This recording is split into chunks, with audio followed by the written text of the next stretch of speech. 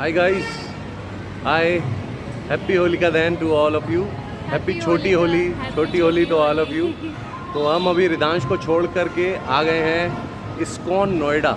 आप देख सकते हैं इस्कॉन नोएडा की बिल्डिंग है ये, इस्कॉन नोएडा। पीछे आपके इस्कॉन नोएडा में आए हुए हैं और हम दोनों यहाँ पे आ गए हैं और अभी हम ऊपर दर्शनों के लिए भी जाएंगे। तो उसके पहले मैं आज एक छोटी सी ब्रीफ, ये होलिका दहन क्या प्रयोजन है, क्या कारण है, what is the reason behind it, हम क्यों आज यहाँ आए हैं। तो आज का दिन जो है वो बहुत ही मान्यता रखता है हमारे हिंदू धर्म में। आज का दिन होलिका दहन के नाम से जाना जाता है। ये हिरण्यकश्यप नाम के एक राक्षस हुआ करते थे, जिन्हें भगवान ब्रह्मा से वर प्राप्त था कि वो तीनों लोक में किसी से हारेंगे नहीं और सिर्फ विष्णु जी के कोई अवतार उनका उनका अंत करेंगे। तो इसके कारण वो विष्णु जी से रिलेटेड हर चीज़ से अपनी दुश्मनी मानते थे। अपने अब एक होता है ना कि उनको भय लगता था और उसको नष्ट करने की कोशिश करते रहते थे, चेष्टा करते थे। तो उनकी पत्नी थी कयाधु से उनका एक पुत्र हुए श्री प्रहलाद जी। और प्रहलाद जी जो थे वो विष्णु जी के बहुत बड़े भक्त थे। वो हमेशा विष्णु जी की याद उपासना करते थे और हमेशा उनके मन में और उनके वो हमेशा भगवान विष्णु की आराधना करते रहते थे और हमेशा बोलते रहते थे ओम नमो भगवते वासुदेवाय, ओम नमो भगवते वासुदेवाय। तो ये मंत्र हमेशा वो उच्चारण करते थे। तो हिरण्यकश्यप महाराज जी को, जो राक्षसों के महाराज थे, उनको बड़ा कष्ट था कि उनका खुद का बेटा जो उनको सर्वाधिक प्रिय है, वो उनके महल के अंदर ही उनके दुश्मन, उनको विष्णु जी को दुश्मन मानते थे, तो उनका उच्चारण करता रहता है, उनको याद करता रहता है हर समय। तो इसके लिए उन्होंने बहुत समझाने के बावजूद जब प्रहलाद नहीं माने तो उन्होंने डिसाइड किया कि मैं प्रहलाद को ख़त्म कर दूँगा। क्योंकि राक्षसों के जो राजा थे वो तीनों लोग विजयी हिरण्यकश्यप महाराज को ये एक्सेप्ट नहीं था कि उनका बेटा, उनका खुद का बच्चा, उनके दुश्मन जो उन्होंने मान लिया था विष्णु जी का नाम ले। तो उन्होंने सारे प्रयत्न किए, अपने सारे गणों को लगा दिया, सबको कोशिश करी, कभी पहाड़ से गिराया, कभी भाले से मरवाया, कभी शेर हाथी के नीचे कुचलवाया, बस प्रहलाद हमेशा बच जाते थे क्योंकि उनके जवान पे, उनके मुंह में हमेशा विष्णु जी का नाम रहता था, विष्णु जी का मंत्र रहता था, ओम नमो भगवते वासुदेवाय। तो हमेशा इन शब्दों का उच्चारण करते हुए प्रहलाद हर चीज़ में बच जाते थे। तो उनकी हिरण्यकश्यप महाराज की एक तुम बोर हो रही हो? नहीं। हिरण्यकश्यप महाराज की एक सिस्टर थी जिनका नाम था सिम्मिका थी, उनको होलिका भी कहा जाता है। तो आज के दिन का महत्व इसलिए है कि आज ही के दिन होलिका जी का दहन हुआ था। वो स्टोरी उसके पीछे ये है कि हिरण्यकश्यप महाराज ने जब सब कुछ ट्राई कर लिया, ही ट्राइड एवरीथिंग, तो लास्टली उनके पास एक ही ऑप्शन बचा कि उनकी जो बहन है होलिका, जिनको कि अग्निदेव से एक वर प्राप्त था कि वो अग्नि उनका कोई हानि नहीं कर पाएगी, उनको अग्नि से कोई भय करने की ज़रूरत नहीं है, उनको अग्नि से कभी हानि नहीं होगी। और ऐसा उनको वर अग्नि देवता ने प्रसन्न होकर दिया था।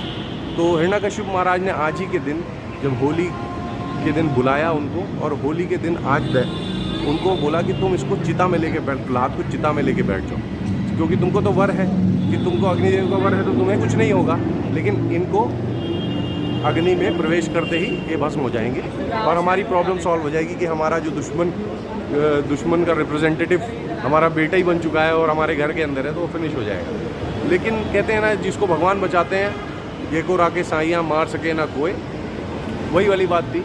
वो हमेशा ओम नमो भगवते वासुदेवाय बोलते रहे और अंदर अग्नि के प्रवेश किया। उनकी बुआ ने, होलिका ने, अपने भतीजे को प्रहलाद को लेकर अंदर प्रवेश किया और देखते ही देखते प्रहलाद बस बोलते रहे ओम नमो भगवते वासुदेवाय, ओम नमो भगवते वासुदेवाय, ओम नमो भगवते वासुदेवाय। और देखते ही देखते प्रहलाद बच के बाहर आ गए और होलिका का दहन हो गया। तो इसी मान्यता से हमारे हिंदू धर्म में ये दिन मनाया जाता है। और आज के दिन हम इसको मनाने के लिए हम इस्कॉन टेम्पल आए हैं, जिसके पीछे हमारी एक और स्टोरी छुपी है, जो हमारी लव स्टोरी पार्ट 3 है क्यों इनका, तो वो भी हम अभी बैठ के शुरू करेंगे। बट उसके पहले आपको मैं ये दिखाना चाहता हूँ कि हम जहाँ खड़े हैं उस पर पीछे आज दिन थर्सडे भी है, तो आज होलिका दहन भी है, थर्सडे भी है। और मैं और रेणुका देखिए कहाँ खड़े हैं, ये पीछे रथ है इस्कॉन में, तो इस रथ में के पीछे खड़े हुए हैं। और ये अर्जुन का रथ है जो कृष्ण जी हाँक रहे हैं, सारथी बने हुए हैं। तो ये स्टोरी है। अब हम अपनी लव स्टोरी पार्ट 3, क्योंकि वो इसी टेम्पल से शुरू हुई थी, कुछ पार्ट वहाँ पे है, तो उस पार्ट को हम अभी शूट करेंगे और बनाएंगे। टैन रेणुका ये। So hello guys and welcome back to my channel Renuka rare vlogs. तो ये रहे धीरेश, ये रही मैं। तो अपने चैनल में आप सबका बहुत वेलकम करती हूँ मैं। और टाइटल देख के आप सब समझ ही गए होंगे कि हम आज की जो वीडियो है ये हमारी रहेगी लव स्टोरी पार्ट 3, या फिर आप ये कह सकते हैं कि हमने अपने एंगेज होने से लेके अपना कोर्टशिप पीरियड या गेटिंग मैरिड तक हमने कैसे अपना वो जो टाइम था उसको हमने कैसे एंजॉय किया। तो आज वो सब हम आपके साथ शेयर करने वाले हैं। तो फ़िलहाल हम आ गए हैं इस्कॉन मंदिर और ज़्यादा टाइम वेस्ट नहीं करेंगे। पार्ट 2 में हमने कहाँ तक बताया था, मैंने बताया था कि शादी तय हो गई है, धीरेश जी आ गए थे। होली हमने आगरा से मेरे लिए होली के लिए गुजिया वगैरह लेके आए थे, और फिर मेरे लिए मतलब मेरे बर्थडे में आ गए थे, और वहीं पे हमने स्टोरी अपनी एंड कर दी थी। मेरा birthday celebration I don't know, हाँ बता दिया था कि क्या किया था हमने। तो चलिए बात की बात स्टार्ट करते हैं। तो ये थी बात 2 अप्रैल मेरे बर्थडे की। तो हम लोग मॉर्निंग में तो गए थे सीपी वगैरह और इंडिया गेट वगैरह, वो मैंने आपको बता ही दिया था। तो हम लोग आ गए थे वहाँ से अराउंड 9:30 या 8:30 समथिंग। और उसके बाद मैं अपने रूममेट्स के साथ अपना मतलब घर में ही थी, क्योंकि सुबह उठ गई थी काफ़ी जल्दी और रात को भी काफ़ी लेट हो गया था। तो मैं थोड़ा रेस्ट वगैरह किया। शाम का ऐसा था कि धीरेश जी ने बोला कि चलो मूवी वगैरह वॉच करते हैं सबके साथ, आई मीन अंकिता दीदी और मेरी रूममेट्स के साथ, और इनके एक कज़न आशु भैया भी आए हुए थे उस टाइम। तो मैंने कहा ठीक है। तो हमने कौन सी मूवी वॉच की थी उस टाइम? अरे की एन का, शायद की एन का थी। तो हमने वो हमने इंद्रापुरम में एक मॉल में हम लोग वहाँ जाके मूवी हमने देखी साथ में, और उसके बाद सबने डिनर वगैरह किया वहीं पे इंद्रापुरम में। एंड देन हम अपने घर आ गए। देन उसके बाद ये हुआ, शायद धीरेश अपने नेक्स्ट डे अपने घर निकल गए थे आगरा, है ना? इस्कॉन अभी इस्कॉन से पहले आ गए थे कि बाद में आए थे? इसके बाद पहले इस्कॉन आए थे। अच्छा पहले तो धीरेश जी बताएंगे। तो अगले दिन गाइस हम यहाँ इसीलिए आए हैं, इस्कॉन में शूटिंग ही भूल रही थी, तभी मैंने इंटरप्ट किया कि हम अगले दिन इस्कॉन आए थे। हम यहाँ इस्कॉन नहीं आए थे, नेहरू प्लेस दिल्ली गए थे। मेरी मान्यता बहुत है, तो मैंने अभी इंट्रो भी दिया था छोटा सा, वो इसके पहले आप देखे होंगे। तो उसमें भी यही था कि हम आज के दिन यहाँ पे आए थे। आज के मतलब अप्रैल में गए थे, हमारी मीटिंग के बाद में हम आशु से मिले। फिर इस्कॉन से मेरी मान्यता ये है कि मैं इस्कॉन से यूके में काफ़ी मैं एनलाइटन हो गया था, और मैं काफ़ी हरे कृष्ण हरे राम, हरे कृष्ण हरे राम। क्योंकि यूके में क्या है, यू फील आइसोलेटेड, आपकी कोई मतलब मान्यताएं वहाँ इतनी ज़्यादा मानने वाला कोई नहीं है, और हिंदू टेम्पल्स हैं, लेकिन आपको इतना नहीं मिलेगा कि हर जगह हमारे त्यौहार हो रहे हैं और सब कुछ हो रहा है। तो वो मैं मिस करता था। तो मैं इस्कॉन से जुड़ गया वहाँ पर, और थोड़ा सा मैं इस्कॉन टेम्पल जाने लगा, जिससे कि हमें अपने लोग मिलते थे, होली दिवाली का पता चलता था। तो तब से मेरी इस्कॉन में थोड़ी सी रुचि आई। मैं हरी हरी बोल जो बोलता हूँ, जो इंटरेस्ट मेरा आया हरी बोल के पीछे और वॉटेवर, तो वो इस्कॉन से था। तो मेरे को था कि मैं रेणुका को लेके जाऊँ और इस्कॉन के दर्शन कराऊँ। तो मैं नेक्स्ट डे गया और रेणुका को पूछा मैंने कि चलोगी? तो इन्होंने बोला हाँ ठीक है, मैं ऑफिस के बाद चलूँगी। तो मैं इनको लेके नेहरू प्लेस इस्कॉन में गया था। हमने काफ़ी सारे फ़ोटोज़ खींचे थे, वहाँ पे प्रसाद लिया था, आरती में थे हम। और उससे पहले जब धीरेश मुझे लेने आए थे, तो धीरेश आए थे इतना बड़ा बुके लेके, बहुत ही ज़्यादा। बुके तो मैं हर बार लेके आता था, लेके आते और मुझे याद है कि 4-5 बार जब मैं बुके लेके गया और कुछ फिर ये गुस्सा हो गई थी एक दिन, तो बोलती है रखो अपना सड़ा सा बुके, आगे से मत लाना। हाँ, ये ऐसा कुछ नहीं गाइस, ये सबको ऐसा बताते हैं, बट ऐसा बिल्कुल नहीं था।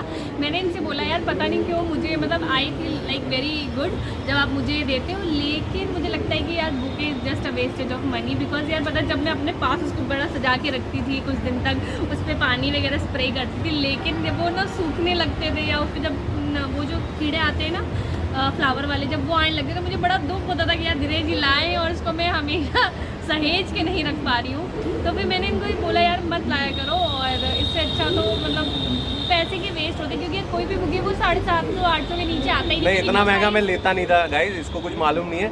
750 का बुके मैंने कभी नहीं लिया। मैं 250-300 से ऊपर कभी जाता नहीं था। बहुत कंजूस हूँ और हमेशा से हूँ, और हमेशा पहले 4 जगह घूमता हूँ, देखता हूँ, फिर सबसे सस्ती जुगाड़ ढूंढता हूँ। लेकिन गाइस वो हर बार आता था तो मुझे लगता है यार बताओ मतलब वो पैसे वेस्ट नहीं, बट वो जब खराब होने लगता है मुझे डस्टबिन में फेंक इतना होता ना, तो पर्सनली मुझे ये नहीं अच्छा लगता। आप भी तो रिलेट कर पा स्पाइस रहे मॉल के होंगे। पास में बुके का एक पूरी लेन है, जहाँ मैं स्ट्रीट रहती थी है, पहले जहाँ वहाँ ये पे। रहती थी उसके पास में। तो मैं गाड़ी सीधे मेरी आती थी एक्सप्रेस वे से, और मैं स्पाइस मॉल जाता था, वहाँ पे बुके की एक लेन है, पूरे बुके ही बुके। तो वहाँ 10-20 बैठते हैं, उनसे नेगोशिएट करो तो 350-300 रुपये में बुके बन जाता था। तो मैं कभी 700 रुपये का बुका लेके नहीं। आते थे ये हर बार, तो मैंने मना किया एक बार। अच्छा, उसके बाद हम इस्कॉन उस दिन गए, हमने दर्शन किया, और उस टाइम का जो वेदर था ना, मतलब वही आई थिंक लेट मार्च में था, तो बहुत अच्छा वेदर था, बिल्कुल भी गर्मी नहीं थी, और हमने काफ़ी अच्छा टाइम स्पेंड किया, मतलब बहुत सुकून लग रहा था। मैं इस्कॉन फर्स्ट टाइम गई थी, फर्स्ट टाइम नहीं, एक बार मैं सूरत में गई हुई हूँ, सेकेंड टाइम मैं इनके साथ गई थी, लेकिन जो सेकेंड टाइम वाला था वो मुझे लाइक बहुत ज़्यादा अच्छा, एक चीज़ और, मैंने पहली मीटिंग में रेणुका से जब मिला था, तो रेणुका ने कहा था आप बोल्ड लगती हो, लेकिन आप शर्ट मत पहना करो, टी शर्ट्स पहना करो, आप टी शर्ट्स में पड़े। तो मैं पहले आने से पहले एक्सप्रेस वे से GIP मॉल गया, और मैंने एक नाइक की टी शर्ट खरीदी, गाइस, ये मुझे भी नहीं वो भी पता है। डिस्काउंट में, जो सबसे सस्ती थी लेकिन मेरे ऊपर अच्छी लग रही थी। तो मैंने वहाँ पे तुरंत ट्रायल रूम में जाके बदली थी, तब मैं इससे मिलने और गया वो था। शायद कुछ ग्रीन कलर की टी शर्ट थी। अच्छा, मुझे नहीं पता ये चीज, तो मैंने मुझे बोला ये भी लगा तो कि nice लड़की का t-shirt। लड़की का तो बोला, इम्प्रेशन, thank you, ये पहला वो। इम्प्रेशन सेकंड इम्प्रेशन अच्छा जाना चाहिए, जिससे कि लड़की को लगे कि नहीं ठीक ठाक अच्छा, लड़का वो जो पसंद किया। इस्कॉन हम जिस दिन गए थे ना, उस दिन नहीं, हमारा पहले से नहीं डिसाइड था इस्कॉन, हम गाड़ी में बैठ के डिसाइड किया था। तो दिनेश जी की एक बात मैं आपको बताऊं कि ये पहले कभी कुछ नहीं बताते, वो तो बस रेडी हो जाओ, देखते हैं कहाँ चल रहा है। तो ये तब से लेके अब तक यही होता है, आज तक 5 मैं अब years नहीं हो होता, गए। अब नहीं होता, पहले हम कभी नहीं डिसाइड करते हैं कि कहाँ अब नहीं जाना होता। है। जब से तो रिदांश मुझे- हो गया तब से नहीं तो होता, मुझे- पहले ऐसे होता। मुझे पता ही नहीं होता था कि मैं कैसे कपड़े पहनूं, कि हम लोग मंदिर जा रहे हैं, कि रेस्टोरेंट जा रहे हैं, कि कहाँ जा रहे हैं। तो मैं सिंपल टॉप, बहुत ही मैं वाइट और ब्लैक कलर का टॉप पहन के आई थी दिनेश जी की था। It was a casual shirt जैसी थी, बट फोटो है हमारे पास। बहुत अच्छी है। तो वो दिनेश जी को बहुत पसंद है, और मैं जैसे अपने गेट से निकल के आई, पीछे के दिनेश जी ने मुझे विंडो खोला अपनी कार का, मुझे रेणुका यार लुकिंग वेरी प्रिटी, मैंने कहा अरे थैंक यू। तो वो हमारी सेकेंड मीट थी, वो हम पिछले वाले पार्ट में बताना भूल गए थे। तो हम इस्कॉन गए, उसके बाद हम CP चले गए थे डिनर करने के लिए। फिर हमने CP में जाके डिनर किया, नेहरू प्लेस से गए। नहीं, डिनर करने से पहले जो स्टार्ट किया था वो मैं बताऊंगी। वो ये था कि जब हम इस्कॉन से दर्शन कर लिए, फिर धीरे जी ने गाड़ी पार्क की, तो धीरे जी ने बोला तुम्हें ऑटो में बैठना अच्छा लगता है, तो मैंने कहा मैं तो बराबर बैठती रहती हूँ। गाड़ी पार्क करके हम ऑटो में बैठ तो गए, धीरे जी ने गाड़ी और हमने पार्क की। ऑटो वाले भैया को कहा भैया ये रो 100 रुपये, अब ये 100 रुपये जहाँ पे अब तुम्हारा मीटर खत्म हो जाए बस वहाँ पे रोक देना। तो फिर और- उसको पैसे दिए, और मैंने कहा जहाँ तुम्हारा मीटर इस पैसे से खत्म हो जाए वहाँ रोक देना। तो उसने 2 राउंड घुमाया, इनर और सर्कल हमने पूरा पूरा CP इनर का। सर्कल, तो- और उसके बाद हम वहाँ से उतर तो गए। बहुत अच्छा था यार वो, मतलब बड़ा अच्छा लगा कि यार चलो लड़का इतना ध्यान रख रहा है सब चीज़ों का, छोटी छोटी चीज़ों का, जो मुझे बहुत पसंद है। उसके बाद हम लोग फिर हम चले गए डिनर शाहरुख खान करने। की पिक्चरें बहुत देखता रहा हूँ ना बचपन से मैं। इसीलिए मुझे पहले भी ये सब चीज़ें बहुत बताते थे कि मैं गाना गाता था, यूके में लोग मेरे पे ऐसे ही फ्लैट हो जाते, लेकिन उसके बाद गाना तो पता नहीं शायद कभी गाए होंगे। फिर कि डांट नहीं, बहुत याद पड़ने होगा। लगी ना यार, तो गाना वाना भूल गया मैं, चक्कर नहीं, ये वो है। एक था कि मुझे ना रिझाने के लिए करे थे ये सब। बात वो नहीं है, वही डांट का फंसा अच्छा है। ठीक है। तो फिर उसके बाद हम लोग डिनर वगैरह करके फिर हम आ गए। तो वो हमारी सेकेंड मीट थी, थर्ड मीटिंग मेरे बर्थडे के दिन थी, और फोर्थ मीटिंग जो थी ना गाइस, वो बहुत ही ज़्यादा लाइक किसी के साथ वो ऐसी मीटिंग ना हो, मैं खुद ये चीज़ बोलूँगी आप सबसे। और मेरे लिए भी बहुत ही ज़्यादा वो था कि एक्चुअली हुआ ये था कि मैं मेरा बर्थडे था, और उस दिन भी हम लोग बाहर डिनर किए थे, मतलब मैं, धीरेश, अंकिता दीदी, मेरी फ्रेंड्स वगैरह, और उसके बाद मैं ऑफिस चली गई थी। ऑफिस से आने के बाद लाइक गर्मियों का दिन था, मुझे फ्रूट्स बहुत पसंद है, फ्रूट्स में आई लव वाटरमेलन। तो मैंने क्या किया, फर्स्ट सीज़न का फर्स्ट वाटरमेलन था, तो हमने शायद 3.5 किलो का, मैं, मेरी रूममेट 2 थी, हम लोग ले लिए, और दोनों ने बोला कि यार 1-1 किलो बढ़ जाएगा सब। मैंने कहा हाँ ठीक है, मैं तो खा लूँगी। तो मैंने क्या किया, वो वाटरमेलन खा लिया, और आई थिंक वो जो वाटरमेलन था वो इंजेक्टेड था, मतलब इंजेक्शन से उसको पकाया गया था। और गाइस वो मैं खा ली, और यही आई थिंक ये है 8 अप्रैल की बात, और मैंने वो खा लिया। फिर और शाम को भी उस दिन आई थिंक संडे था, और मैं और मेरी फ्रेंड्स के साथ मैं डोसा खाने चली गई थी।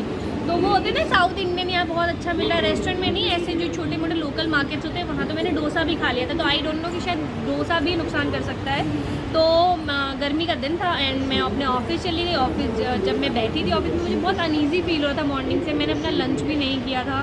एंड देन उसके बाद फिर मैं ऑफिस में बैठे बैठे मुझे लूज़ मोशन स्टार्ट हो गई, तो मुझे बहुत अनईजी फील हो रहा था। फिर मैंने काफ़ी देर तक मतलब बैठी थी मैं ऑफिस में लाइक, तो मैं फिर अपने मैनेजर से बोला कि ma'am I am not feeling well, can I go to my place. तो वो बोली अच्छा ठीक है आप चले जाओ, क्योंकि उनको मालूम था कि यार मैं ऐसे बहाना नहीं मारती, तो उन्होंने मुझे भेज दिया। तब तक उनको ये भी नहीं मालूम था कि हमारी शादी फिक्स हो गई है, पता होता तो शायद नहीं भेज दी, क्योंकि झूठ बोल के जा रही है। तो मैं अपने घर आ गई। फिर मेरी रूममेट्स अपने ऑफिस टाइमिंग पे आई और शाम, मैं आपको पहले ही बताया था कि मेरी कुकिंग की टर्न मॉर्निंग में होती थी, मेरी एक रूममेट की टर्न होती थी वो इवनिंग में होती थी। तो वो आई तो मैंने उसको बोला मेरे लिए कुछ मत बनाना, तुम लोग बना लेना, और आते टाइम मेरे लिए बनाना लेके आना। और केमिस्ट की शॉप से मैंने दोस्त को दवाइयाँ बता दी थी तो वो लेके आए, तो मैंने दवा वगैरह खा ली, लेकिन मेरी जो लूज मोशंस थी वो कंट्रोल नहीं हो रही थी। देन मैं रात भर उस दिन मतलब बहुत ज़्यादा नहीं सोई और मुझे वीकनेस स्टार्ट हो गई। तो वीकनेस की वजह से मेरे वेन्स में ऐसा लग रहा था पेन हो रहा है। फिर सुबह 4 बजे उठ के मुझे ऐसा लग रहा मुझे फीवर आ गया एंड मैंने उस पर दवा खा ली। फिर मैंने बोला आज मैं ऑफिस नहीं जाऊँगी। ट्यूसडे का दिन था, ये 9 अप्रैल की बात है और उस टाइम नवरात्र स्टार्ट हो चुके थे। तो मैंने कहा मैं नहीं जाऊँगी, और तब तक मैंने इनको कुछ नहीं बताया था। मेरी बराबर बात हो रही थी लेकिन मैंने कुछ नहीं बताया था क्योंकि मुझे लग रहा है मैं कैसे बताऊँ कि मुझे लूज मोशंस हो रही है। स्टार्टिंग के टाइम ऐसा होता है ना, लेकिन मेरे पापा मम्मी को सब पता था। मैंने उनको बता दिया था कि अब मुझे इतनी ज़्यादा हो रही है परेशानी। तो मेरे पापा बोले ठीक है, एक होता है ना हम लोग 1-2 दिन तो यार एटलीस्ट ऑब्जर्व करते हैं कि ये लगता है कि अब ठीक हो जाएगा। पॉइजनिंग हुई थी, सीरियस इंटेस्टाइन फूड पॉइजनिंग हुई थी, इंटेस्टाइन इन्फेक्शन हुआ था। तब तक मैंने इनको नहीं बताया था और उसी दिन इनकी बात मेरी मम्मी पापा से आई थिंक फर्स्ट से सेकंड टाइम हुई थी मॉर्निंग में 7:30 के अराउंड। तो इन्होंने बोल दिया कि मेरे पापा ने बोला रेणुका की तो थोड़ी तबीयत ठीक नहीं है, उसको तो ऐसी बात हो रही है। तो इनको तब तक लगी नॉर्मल। तब तक इन्होंने मैसेज किया अरे रेणुका तुम्हारी चक्की ख़राब है, तुमने बताया नहीं। तो मैंने कहा चक्की ख़राब है। तो मैंने फिर इन्होंने मुझे फ़ोन पे बात बोली, मैंने फ़ोन रखा, मैंने कहा आप रखो तो मैं करती हूँ। फिर मैंने अपने पापा को फ़ोन किया, मैंने कहा आपने क्यों बताया यार, पापा कितनी शर्म की बात है। पापा बोले शर्म की क्या बात है, इट्स अ नेचुरल थिंग। तो मैंने कहा अच्छा ठीक है। फिर इन्होंने बोला कि मैंने कहा ठीक है सब कुछ ठीक है। तो बोले तुम ऑफिस नहीं जा रही, मैंने कहा मैं ऑफिस नहीं जा रही। अच्छा मैं ऑफिस नहीं गई, मैंने उस दिन मैं नहीं गई। फिर 10-11 बजे बेल बजती है और 11 बजे के अराउंड मैं देखती हूँ अंकिता दीदी आ गई। और तब तक उनको मेरा एड्रेस मैंने बताया नहीं था, लेकिन वो शायद इन्होंने तब तक लाइनअप सब कुछ कर दिया था। अंकिता दीदी खिचड़ी बना के लेके आई, दही लेके आई और वो अपने ऑफिस से जाने से पहले और मेरे लिए एंट्रोकोनॉल टैबलेट लेके आई। यस। तो अभी सुनिए गाइस, बहुत अच्छा ये। तो उन्होंने मेरे सब लेके आई। तो मैं जब दरवाज़ा खोली और मैंने कहा दीदी कैसे आ गई। तो दीदी बोली भैया। मैंने कहा किसको बताया। दीदी बोला भैया ने बताया तुम ये कर लेना। तो मैंने कहा अच्छा ठीक है। दीदी बोली खा लेना। मैंने कहा हाँ मैं खा लूँगी। गाइस तब तक मैं कुछ नहीं खा रही थी, मेरे को बिल्कुल मन ही नहीं कर रहा था। मैंने ना खिचड़ी सिर्फ एक स्पून खाई और मेरा बिल्कुल मन नहीं था क्योंकि अंदर से मुझे अच्छा नहीं लग रहा था। मैंने कहा मैं ठीक हूँ। वो बोली और डॉक्टर को दिखाया। मैंने कहा नहीं मैं ठीक हूँ, मैं एकदम फाइन हूँ। और तभी मेरा भाई भी उस टाइम गाज़ियाबाद रहता था और वो अपने किसी काम से नोएडा आ रहा था। मेरे पापा ने उसको बता दिया था कि अगर तुम रेणुका की तबीयत ज़्यादा ठीक नहीं होगी तो तुम उसको दिखा लेना एक बार हॉस्पिटल। तो मेरी रूममेट ही बैक टू बैक मुझे कॉल कर रही थी कि तबीयत ठीक है ना। मैंने कहा हाँ मैं ठीक हूँ एकदम। लेकिन गाइस मेरा ना जो वो 2 घंटा था लाइक अंकिता दीदी के निकलते ही 12 बजे से 2 के बीच में, मतलब मुझे इतना ज़्यादा उस टाइम मोशंस हो रहे थे कि लाइक मैं आ रही थी और जा रही थी और मुझे इतना वीकनेस लग रहा था। लेकिन मैं किसी को बता नहीं पा रही थी, मुझे लग रहा था कैसे होगा। फिर उसके बाद धीरे धीरे तब तक मेरी रूममेट एक जो थी नेहा, उसने कॉल किया मुझे 2-3 बार। मैंने कॉल रिसीव नहीं कर पाई उस बीच में और मेरा ऑफिस पास में ही था, 15 मिनट्स के डिस्टेंस पे था। तब तक वो आ गई। देखी मैं बेल बजी, वो आ गई। मैंने कहा तुम क्यों आ गई। बोली नहीं मैं पता करके आई हूँ, पास में एक डॉक्टर है, हम लोग वहाँ चलेंगे, हम तुम्हें दिखाते हैं। तो मैंने कहा यार मुझे नहीं जाना। बोली नहीं तुम चलो। तो फिर हम लोग डॉक्टर के पास गए। डॉक्टर ने मेरा BP वगैरह चेक किया तो BP वगैरह ठीक ठाक था, मतलब ओके था। फिर डॉक्टर ने बोला कि हम आपके थोड़े टेस्ट वगैरह लिखेंगे और आप बेसिकली हुआ क्या, टेस्ट हुआ तो इनको सीरियस इंटेस्टाइन फूड पॉइजनिंग थी। थोड़ा सा लंबा हो रहा था तो फूड पॉइजनिंग थी। ये एडमिट कर दिया इनको। कनिका नर्सिंग होम था इनके बगल में ही, इनके PG के बगल में। तो वहाँ पे ये एडमिट हो गई। सोनी फर्नीचर के बगल में, वहीं पे रहती नहीं है तो ये एडमिट हो गई इनको। फिर हम लोग वहाँ पे अंकिता रुकी थी इनके पास। नहीं मैं बताती हूँ। तो मेरा भाई आ गया, मेरे भाई ने फिर मुझे वहाँ हॉस्पिटलाइज़ कराया और फिर उसके बाद हम लोग फिर अंकिता दीदी का फ़ोन आया। तो मैंने बताया अंकिता दीदी ऐसी बात है। दादा धीरेश जी से तब तक फिर क्या हुआ, हाँ तब तक धीरेश जी का फ़ोन आ गया। शायद मेरे भाई के पास ऐसे ही कुछ था तो उसने बोला रेणुका को तो हमने एडमिट कराया, ऐसी बात हो गई। तब इनको लगा कि मैटर बहुत सीरियस है। तब तक इनको कुछ नहीं मालूम था।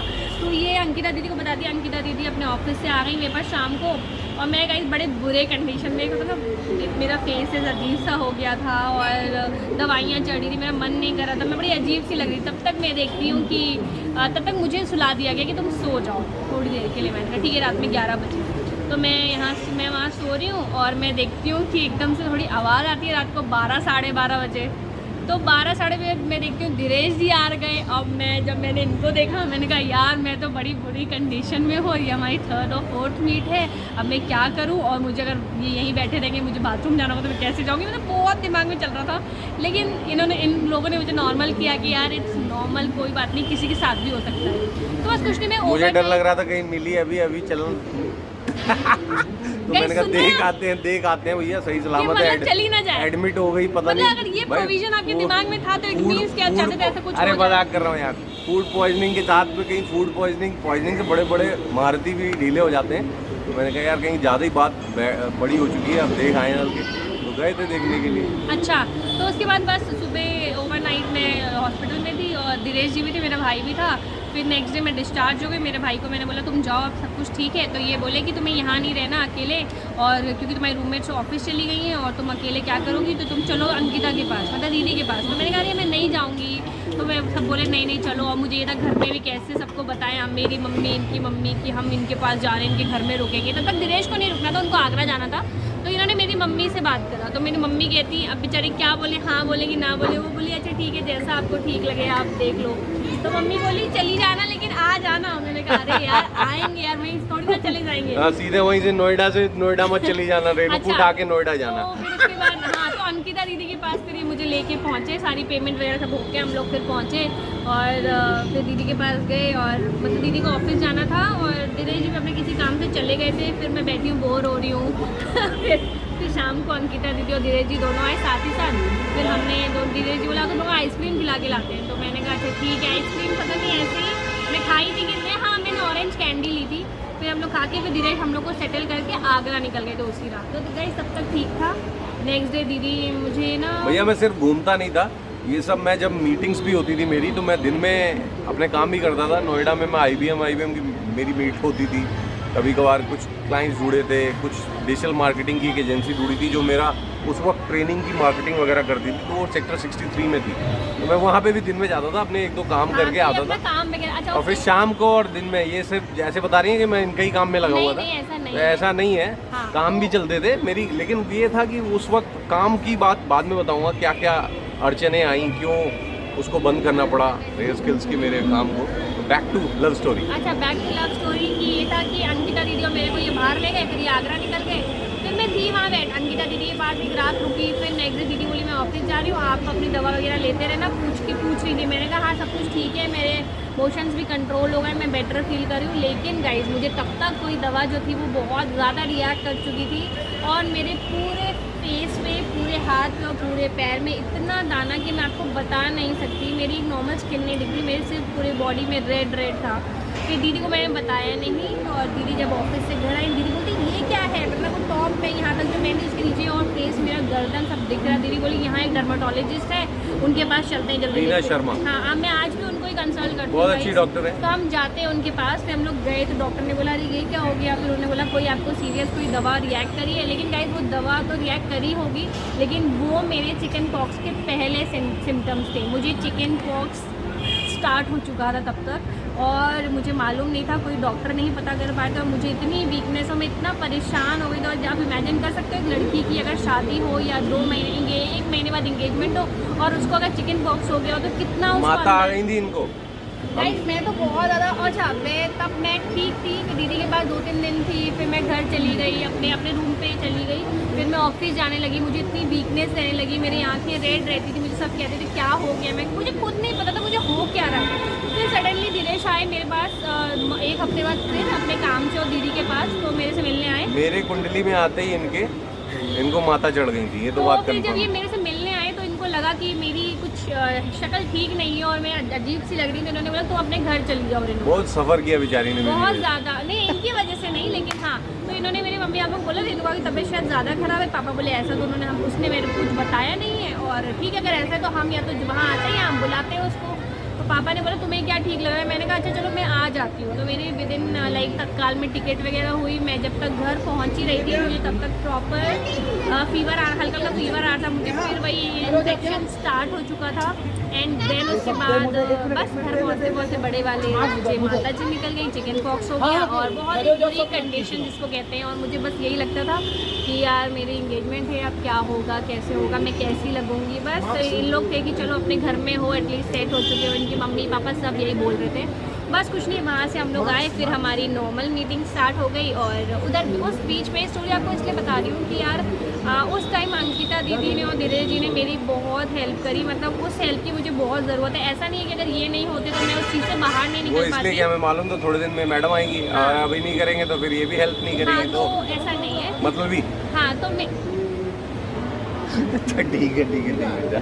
तो फिर ना अंकिता दीदी ने बहुत हेल्प करी यार, मैं आज भी उस चीज़ को बोलती हूँ। तो बस उसके बाद हमारी जर्नी थी वो स्टार्ट हो चुकी थी। आज हम मूवी देखने जा रहे हैं। आज हम मैं धीरेश जी के लिए कुछ ना कुछ बेसिकली मैं वही है 3-4 दिन 5 दिन आगरा से काम करता था, मेरी टीम कोई थी नहीं, तो मुझको ऑनलाइन वर्क सेटल करना था, तो मैं यहाँ नोएडा आता रहता था बीच बीच में, और बीच बीच में मेरी डिजिटल मार्केटिंग एजेंसी नोएडा में सेक्टर 63 में, तो उनसे मिलने जाना पड़ता था, वहाँ जाता था मैं, तो इस वजह से आता था और इनसे भी मिल लेता था। तो गाइस बस ऐसे ही करते करते जब अच्छा फिर हम जब भी मीटिंग होती थी ना हमारी, तो धीरेश जी हर बार बेचारे बोलते तुमने मुझे ये नहीं खिलाया, तुमने मुझे वो नहीं खिलाया बना के, और मुझे ना यार मेरे पास सीरियसली क्योंकि ये बताती बहुत थी कि मैं ये बना के ले गई, वो बना के ले गई, मेरे पास खाली डब्बा आता था शाम को, तो मैंने कहा यार ये क्या बात होती है, तुम नहीं, इतना नहीं, बनाती हो, होता कभी एक चीज़ तो ला सकती हो मुझे ये बना। कभी मुझे बता के नहीं आते थे, मैं आपको बोल तो रही हूँ, मुझे कभी नहीं बता के आते थे कि मैं आज आ रहा हूँ। ये बस आ जाते थे और मुझे 10 मिनट पहले तो तैयार होकर बाहर आ जाओ बस।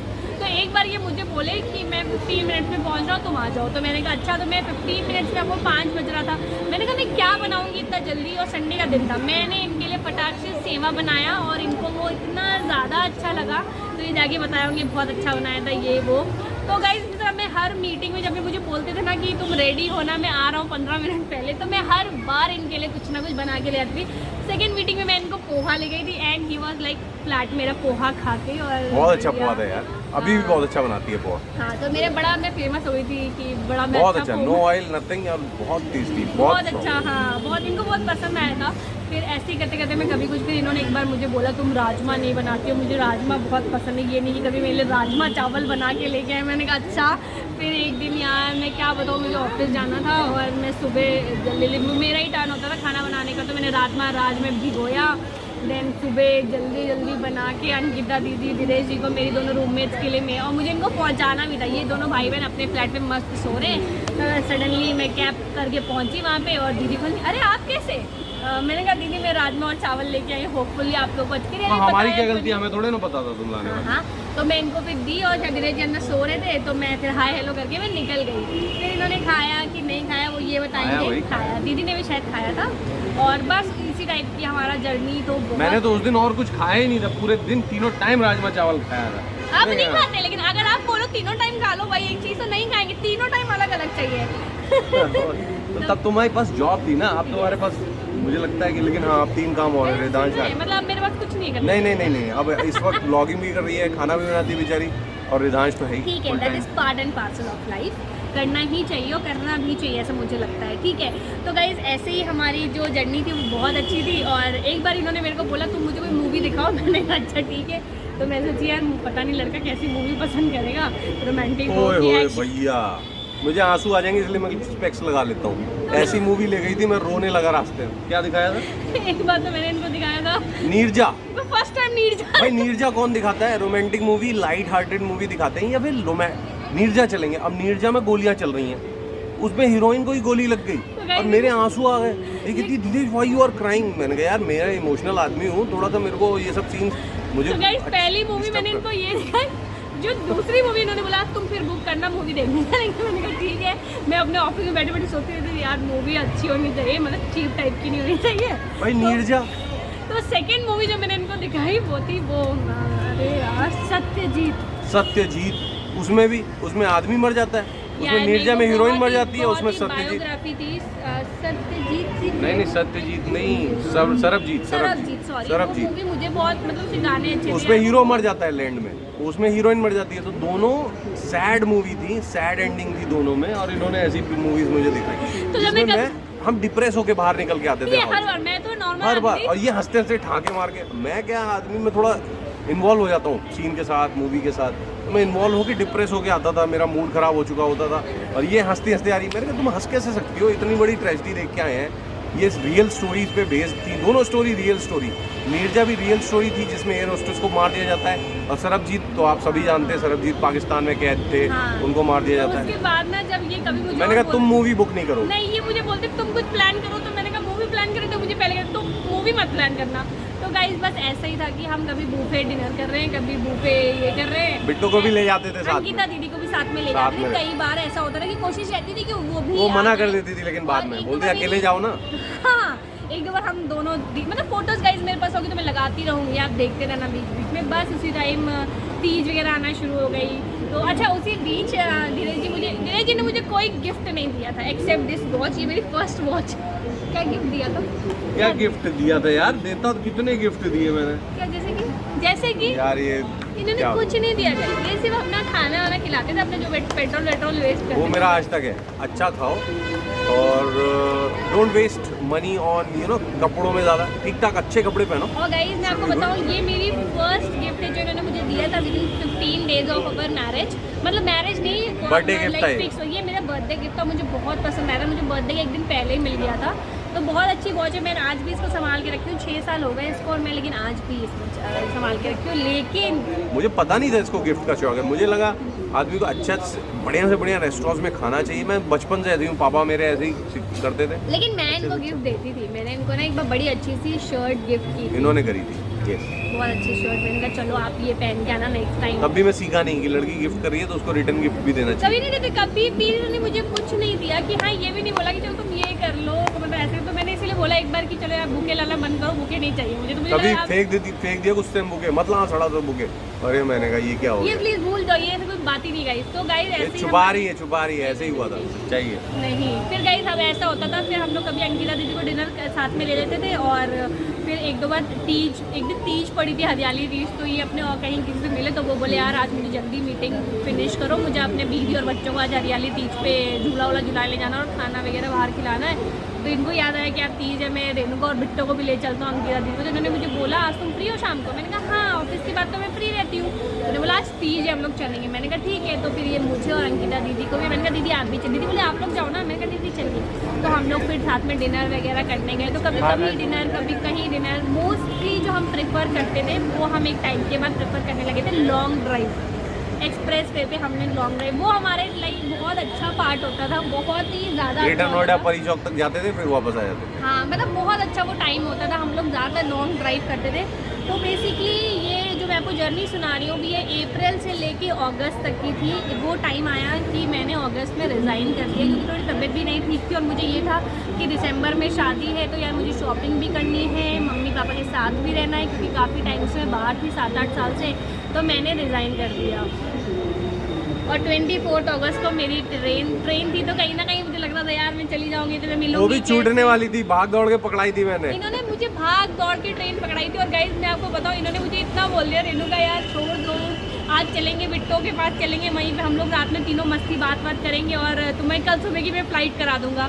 और मेरे लिए था कि यार मेरे घर में तो बहुत सब पंक्चुअल और ऐसे रहते थे, तो ये सब अगर हो जाए तो बहुत ही डांट पड़ती थी। ट्रेन जानबूझ के नहीं छुड़वा रहा था, छूटने वाली थी। फिर मेरे को वहाँ पे आनंद विहार के बीच में से एक रास्ता शॉर्टकट याद आ गया, मैंने उसमें से घुसा के निकाल दिया, ये मुझे पहुंचा दिया। छोड़ने जा रहे थे, सामान काफ़ी था तो बस ऐसे ही चल रहा था। तो इन्होंने मेरे को बोला कि रिंका प्लीज़ छोड़ दो ना, पूरे रास्ते रिंका छोड़ दो। हाँ, तो इन्होंने मुझे बोले कि रिंका छोड़ दो प्लीज़ छोड़ दो। मैंने कहा यार मैं ट्रेन तो नहीं छोड़ूंगी चाहे कुछ भी हो जाए। मैं तो पापा को क्या बोलूंगी, ऐसे प्लीज छोड़ दो बोला था। नहीं ये बोल रहे थे। मैंने कहा था इतना भाग दौड़ के पकड़ नहीं पाओगी, लेकिन इनकी ट्रेन मिलनी थी तो इसकी वजह से मिल गई। तो हम 24 अगस्त आया।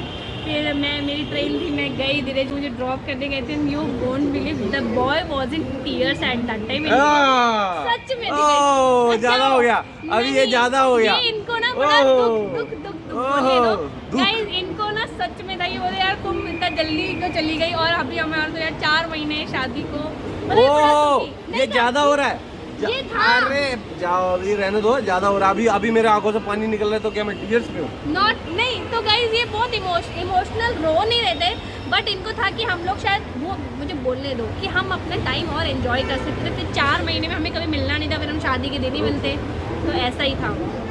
तो बस ऐसे ही हमारी जो जर्नी थी वो कंटिन्यू होती चली गई। और फिर मैं घर चली गई। फिर हम लोग फ़ोन पे थे, फ़ोन पे बात करते थे। ये बहुत ज़्यादा फ़ोन पे बात नहीं करते थे। मैं फोन आई एम नॉट। और मुझे ना ये मैसेज में बात करते थे, सारी बात मैं यूके से आने के बाद में मैं टेक्स्ट इट्स तो ऑल मुझे अबाउट यार कि टेक्स्ट, नहीं यार बात करो फ़ोन पे मेल्स करो। And text. तो इसको समझ में नहीं आता था, बोलती मैसेज कौन करता है। मैंने कहा मेरे को फ़ोन पे बात करना अच्छा नहीं लगता है। तो गाइस मैं टेक्स्ट मैसेज छोटे बहुत कर सकता हूँ और सामने से बैठ के बात कर सकता हूँ, वो भी गाड़ी में 200 किलोमीटर चलो लॉन्ग ड्राइव पे जितनी बात करनी है कर लोगों में, सामने कन्वर्सेशन कॉफ़ी पे मुझे समझ में नहीं आता। हाँ, तो हम कॉफ़ी डेट वगैरह भी गए हैं इस बीच, तो ओवरऑल आपको हमने एक बता दिया कि हाइलाइट्स बता दिए कि किस हिसाब से हमने अपना कोर्टशिप पीरियड एंजॉय किया। बहुत एंजॉय किया गाइज, और मुझे ऐसा लगता है कि शादी और एंगेजमेंट के बीच में ज़रूर वो टाइम होना चाहिए जिससे आप अपना एक दूसरे को समझ सकें, घूम सकें, क्योंकि यार वो मतलब होना चाहिए, आप एक दूसरे को जान सकते हो, एंजॉय करते हो, और अरेंज मैरिज में तो स्पेशली।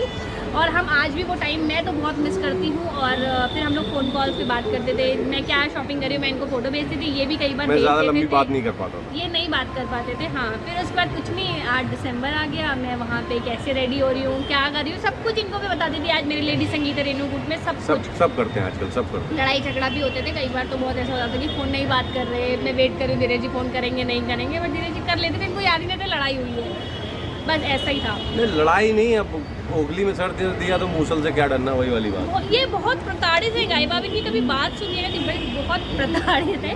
तो सबका वही हाल है, सब जानते हैं, जो सामने मेरे को देख रहे हैं सबको मालूम है। तो गाइस चलिए, वीडियो बहुत लंबी हो गई है ये वाली। अब रिदांश भी वेट कर रहा है स्कूल में, तो हम उसको लेने जा रहे हैं। तो मिलते हैं नेक्स्ट पार्ट में, अब तक के लिए वैसे तो पार्ट हमारा हो ही चुका है पूरा, मैंने बता ही दिया हाइलाइट्स। और अब शादी के बाद का अगर कुछ जानना है तो वो आप बता सकते हैं कि हम कहाँ घूमने गए, क्या, अगर वो आप कमेंट सेक्शन में keep commenting on the comment section below, and guys do बताते रहिए, सब्सक्राइब करिए हमारे चैनल को, रेणुका के चैनल को, और मैं इनको I will keep supporting her in this channel.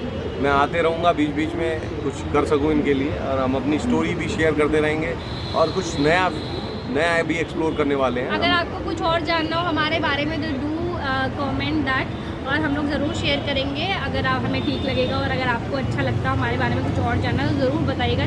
Subscribe my channel, video अच्छी लगी हो तो लाइक करिएगा। वीडियो थोड़ी लंबी हो गई है गाइस, लेकिन सुनिएगा ज़रूर, आपको बहुत अच्छी लगेगी। Love you, bye, thank you, bye.